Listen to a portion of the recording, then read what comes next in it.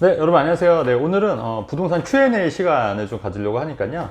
여러분 이 부동산 Q&A 한번 들어보시고 또 여러분 그 시장 방향성에 대해서 한번 고민해 보시는 시간을 가지면 좋을 것 같습니다. 네, 우리 질문은 우리 박지원 실장님께서 역시 해주실 겁니다. 네, 질문이 뭐죠, 정희 씨? 네, 안녕하세요. 네. 제가 최근에 네. 부동산 기사들 좀 보다가 궁금해진 거를 대표님한테 질문 좀 드리려고 하거든요. 네. 질문 5가지 정도 되고요. 첫 번째는 요즘 임대차 시장에서 월세 거래량이 전세를 앞지르고 있다는 걸 봤어요.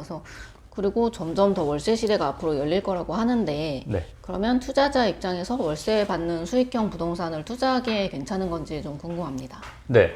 예, 괜찮죠. 아무래도 투자자 입장에서 월세 수입을 받는 게 중요한데, 이제 다만 월세 수입을 받을 때 몇 가지 좀 주의사항이 좀 있을 것 같아요. 그러니까 어떤 게 있냐면, 일단은 월세 소득도 종합소득 과세 대상이 되기 때문에, 그러니까 수입이 많은 경우에는 이제 월세 소득도 임대 소득이 많이 나올 수가 있는 거예요. 그래서 실제로 저희 회원분 중에 한 분도 상가를 요번에 그 사서 월세를 받으시는데, 이분이 원래 그 과표, 그러니까 세금이 그 직장에서 많이 받다 보니까 이 월세 수입도 종합소득에서 확산 과세가 돼서 거의 그 월세의 한 절반을 세금으로 내시게 되는 경우가 있더라고요. 그래서 월세도 내가 소득이 높은 사람들은 좀 그런 거를 좀 조절해야 되는데, 어떤 식으로 조절하면 되냐면, 일단은 여러분 그 월세 소득, 임대 소득은 그 연간 2천만 원까지는 그 기타 2천만 원까지는 그 분리 과세가 됩니다. 그러니까 내가 소득이 월세 소득이 2천만 원을 넘지 않으면 종합소득세 합산이 안 돼요. 그래서 내가 2천만 원을 넘지 않는 선에서 월세를 받으면 14%만 내기 때문에 종합소득세가 14%를 내거나 아니면 종합소득세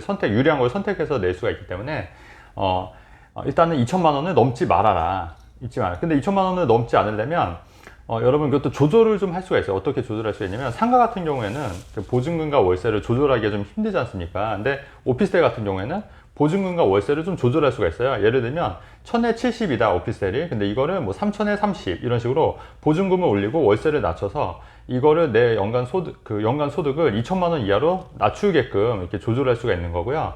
그 다음에 여러분 간주 임대료라고 해서 우리가 이제 3주택 이상 그 전세 같은 경우에 이상이 되면은 전세도 월세로 환세냈을 때 간주 임대료에 대한 소득세를 내셔야 되거든요. 근데 이것도 좀 예외 규정이 있는데, 어떤 예외 규정이 있냐면, 전용 면적 40제곱미터 이하이거나 공시지가 2억 원 이하의 이런 소형 주택 같은 경우에는 또 이 간주 임대료에서 아예 주택수에서 빠지고 간주 임대료에서 대상에서 제외가 되기 때문에 이런 게 뭐가 있냐면, 오피스텔 같은 경우에 있는 거예요. 40제곱미터 이하의 오피스텔을 차라리 그냥 전세로 놓는 거예요. 전세로. 그러면 간주 임대료에서도 그 임대소득에서도 이게 빠지는 거거든요. 그러면 내가 연간 2천만 원의 월세 소득을 낮출 수가 있다는 얘기예요. 그래서 굉장히 그 월세 소득을 받는 게 유리한데, 이렇게 좀 세금적인 측면도 같이 고려해서 내가 연간 2천만 원을 넘지 않는 선에서, 또 이게 부부면은 각각 2천만 원씩 나누실 수가 있거든요. 2천만 원, 2천만 원. 그래서 4천만 원을 나눈다 하더라도 종합소득세 합산 과세가 되지 않게끔 그렇게 나눠서 월세를 받으면 훨씬 더 세금을 덜 내면서 월세 수입을 받을 수 있다는 생각이 들고요.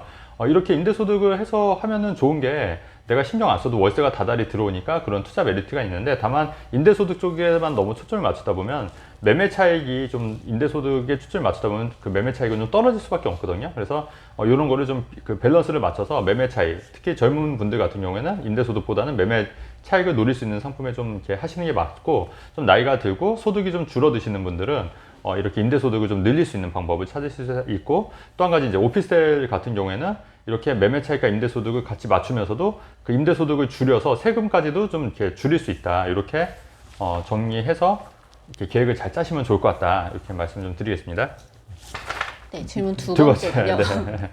네. 최근에 좀 보면 부동산 시장이 지역별로 양극화가 좀 심해지는 것 같고 분위기 자체도 조금 침체되는 것 같거든요. 네. 이런 현상이 계속되면 조금 네. 투자처 찾기가 쉽지는 않을 것 같은데 네. 이런 거는 대표님이 어떻게 생각하시는지도 궁금하거든요. 네. 저는 오히려 근데 이렇게 양극화가 심해지고 부동산 투자하기 어려워지는 상황이 더 투자처 발굴하기는 더 쉽다고 봐요. 왜냐면 오히려 이렇게 호황이 있고 다 좋다고 하면 오히려 사람들이 다 관심이 갔기 때문에 사실 좋은 물건을 찾기가 더 어렵거든요. 근데 오히려 이렇게 좀 양극화가 심해지고 이렇게 사람들이 안 찾기 때문에 오히려 잘만 찾아보면 이렇게 또 틈새 시장이 있다고 보여지고, 그런 식으로 또 저평가된 부동산을 찾으면 오히려 기회는 더 많이 볼 수 있다. 저는 개인적으로는 좀 그렇게 생각하는 편입니다. 네.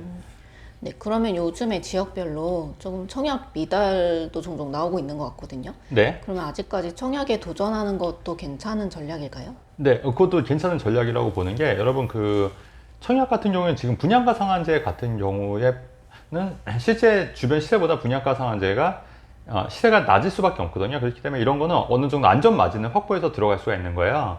근데 지금 그 분양가를 좀 분양가 상한제를 없애거나 좀 이게 올린다는 얘기가 자꾸 나오고 있죠. 그 다음에 철근 가격, 시멘트 가격도 계속 오르고 있고 인건비, 땅값도 다 오르기 때문에 분양가가 계속 오를 거로 보여지는 거예요. 따라서 분양가 상한제 아파트를 청약이 미달이 나는 지역도 물론 있지만 그럼에도 불구하고 그런 지역들을 잘만 찾아서 옥석을 가릴 수만 있다면 청약으로 내지 말을 하는 거는 안전마진 확보 측면에서 훨씬 더 메리트가 있기 때문에 적극적으로 좀 활용을 해봐야 되는데 이제 그 안에서는 이제 옥석을 가리는 이제 그런 눈은 좀 필요할 것 같죠. 그래도 아무래도 그런 거는 있어야 될 것 같아요. 네. 네. 네 네 번째 질문인데요. 네. 대표님 최근에 올려주신 영상에서 네. 취득세 중과를 좀 먼저 빨리 폐지해야 된다고 말씀하셨었는데 네. 근데 다주택자 입장에서 만약에 생각해보면 보유세나 양도세를 좀 더 풀어주는 게 또 네. 중요할 것 같다는 생각도 드는데 네. 여기에 대해서 좀 더 자세한 의견이 궁금합니다. 네. 실제로 정부에서 양도세 중과 면제를 1년간 한시적으로 면제를 했잖아요. 그래서 이제 그게 제 개인적인 생각은 그 1년이 뭐 2년이 될 수도 있고 아예 조중적을 해제해서 그 양도세 중과는 이제 폐지가 될 수 있다는 판단했고 어쨌든 1년을 연장했기 때문에 양도세 중과 부분은 이제 어느 정도 해제가 됐다고 생각을 한 거예요. 그 다음에 이제 종부세도 계속 공시지가를 뭐 11억으로 지금 1주택자는 11억으로 올렸지만 그거를 좀 더 과표를 올려서 종부세 부담을 좀 낮추겠다 혹은 2020년도로 종부세 내는 걸로 맞추겠다 계속 이런 얘기가 있어서 이제 그런 부분이 이제 보완이 될 거라 생각했는데 취득세 부분에 대해서는 별로 얘기가 없더라고요. 그래서 지금 시급한 게 취득세인데 왜냐면은 내가 조그만 아파트가 있다고 해서 다음에 두 번째 주택을 살 때 이게 취득세가 8% 12%가 된다는 건 굉장히 좀 불합리한 측면이 있거든요. 그래서 이런 부분을 좀 짚어서 얘기를 한 거고 그래서 취득세 중과와 관련된 얘기는 전혀 없어가지고 좀 그런 부분도 좀 빨리 좀 바뀌어야 된다 이런 뉘앙스로 제가 얘기를 한 거였어요. 그래서 이제 이런 부분도 좀 검토가 빨리 필요하지 않겠나 네, 그렇게 생각을 합니다. 네. 네. 벌써 마지막 네, 두 번째 네, 네. 질문이고요. 이건 좀 최근에 주식이나 코인 같은 거가 좀 하락폭이 큰 것 같아요. 네, 그리고 네. 금리도 조금씩 올라가고 네. 물가도 상승하고 좀 전 세계적으로 경제 시장 분위기가 좋지 않은데 네. 이런 환경이 국내 부동산 투자에 좀 어떤 영향을 좀 미칠까요? 네, 아무래도 요즘 뭐 우크라이나 뭐 러시아 전쟁도 그렇고 그다음에 계속 이제 금리도 오르고 있고요. 코인도 요새 지금 엄청나게 지금 마이너스인 걸로 알고 있고 주식도 계속 안 좋잖아요.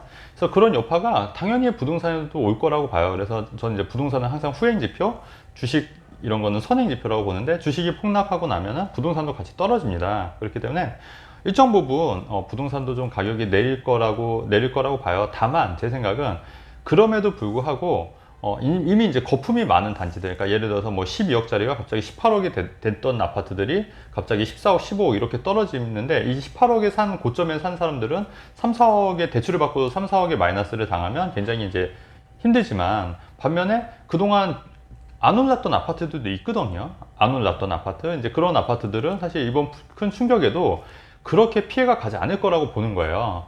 그래서 이것도 좀 약간 다르게 해석을 해야 된다. 그러니까 내가 지금 살려고 하는 아파트가 이미 고가 시장이어서 고가 아파트여서 이제 가격이 좀 거품이 많이 있고 가격이 많이 올랐던 지역은 이번 장에서는 조금 이제 좀 가격이 내리고 좀 떨어질 수 있다. 실제로 지금 일부 아파트 단지들은 가격이 많이 내리고 있지 않습니까? 하지만 내가 산 아파트가 기존에 오른 것도 아니고 오히려 지역의 다른 지역에 비해서 좀 저평가돼 있을 때 샀고 오히려 가격도 더 저렴하다. 사실 이런 아파트들은 크게 걱정할 게 없다고 보는 거예요, 여러분. 그래서 그런 아파트들을 투자하시거나 또 투자하는 거에 대해서는 전혀 너무 이렇게 겁먹을 필요가 없다. 오히려 지금 이럴 때 오히려 이런 아파트, 저평가된 아파트를 사는 거는 매수 측면에서는 오히려 기회가 될 수 있다. 이렇게 판단을 하는 겁니다. 네. 네네. 그래서 제 이제 의견인데 좀 도움이 되셨어요?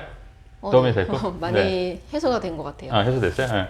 이렇게 되고, 그 다음에 제가 아까 첫 번째 질문 같은 경우는 이게 굉장히 중요한데, 여러분 그 월세 받을 때 세금도 같이 고려하셔야 되는데, 여기서 딱 한 가지 주목해야 될 게, 내가 월세 받는 연간 소득이 2천만 원을 넘지 않기 위해서 내가 어떻게 포트폴리오를 구성해야 될까? 그 말은 내가 월세를 좀 낮추고 전세금을 올리는 방법도 있을 수 있고요. 아니면 지금 당장은 전세로 놨지만 나중에 내가 소득이 없어지면은 월세로 전환하는 방법도 있거든요. 그래서 이런 식으로 좀 요 부분, 여기 상당히 중요한 얘기인데, 내가 그 월세 소득이 2천만 원 넘지 않기 위해서 어떤 식으로 좀 이렇게 구체적으로 계획을 세워야 될까, 이런 부분도 같이 고민해 보시는 것도 굉장히 영상에 있어서 도움이 될 것 같다는 생각이 듭니다. 네.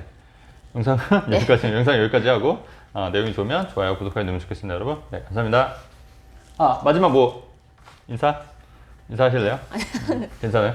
네, 많은 도움 되셨길 바라고요. 네. 또 투자 뭐 본인 상황에 좀 구체적인 솔루션 원하시는 분들 계시면은 상담 문의 주시면은 예, 최대한 대표님이 많이 신경 써서 잘 해주실 거니까 네. 연락 많이 주세요.